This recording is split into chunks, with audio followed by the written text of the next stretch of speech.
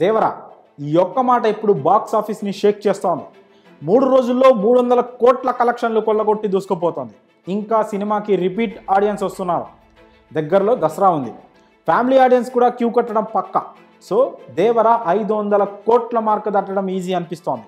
అయితే ఇంత మంచి సినిమాలో ఓ చిన్న తప్పు ఉందన్న వార్త సోషల్ మీడియాలో వైరల్ అవుతుంది. అది కూడా హీరో హీరోయిన్ వరుస మారిపోయేంత తప్పు. మరి సినిమాలో రాయప్ప చెల్లిని హీరో దేవర కూడా సొంత చెల్లిగా భావిస్తాడు. ఆమెకి అన్నయ్య ప్రేమ పంచుతాడు. ఆమె పెళ్లిలోనే దుమ్ము లేచిపోయే డ్యాన్స్ కూడా చేస్తాడు. కాబట్టి దేవర రాయప్పది కూడా అన్నదమ్ముల బంధమే. ఈ లెక్కన చూసుకుంటే దేవర కొడుకు వరకి రాయప్ప బాబాయ్ అవుతాడు. రాయప్ప కూతురు తంగం మన హీరోయిన్. బాబాయ్ కూతురు కాబట్టి తంగం వరాకి చెల్లి అవుతుంది. ఇంకా గట్టిగా చెప్పాలంటే విలన్ అయిన భైరవ కొడుకుకి తంగం మర్దలవుతుంది.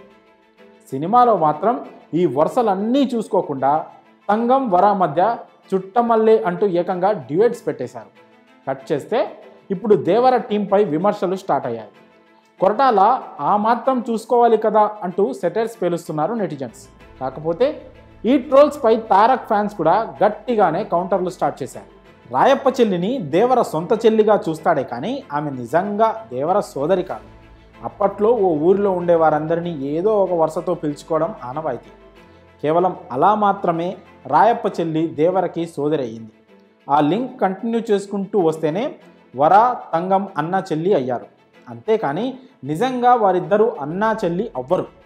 అప్పటి సామాజిక పరిస్థితులు అర్థం చేసుకోకుండా ట్రోల్స్ చేయడం కరెక్ట్ కాదన్నది తారక్ ఫ్యాన్స్ వాదన. వీరి వాదనకి బలం చేకూర్చేలా సినిమాలో ఓ సీన్ కూడా ఉంది. తంగంని చిన్నతనంలో ఎవరిని పెళ్లి చేసుకుంటావు అంటే దేవరని చూపిస్తుంది. దేవర నిజంగా పెద్దనాన్న అయితే ఆమె అలా చేయదు కదా. ఆమె దేవర దంపతులను అత్తామామలుగా భావించి సరదాగా ఆ మాట చెప్పిందని దర్శకుడు బాగానే రిజిస్టర్ చేశాడు.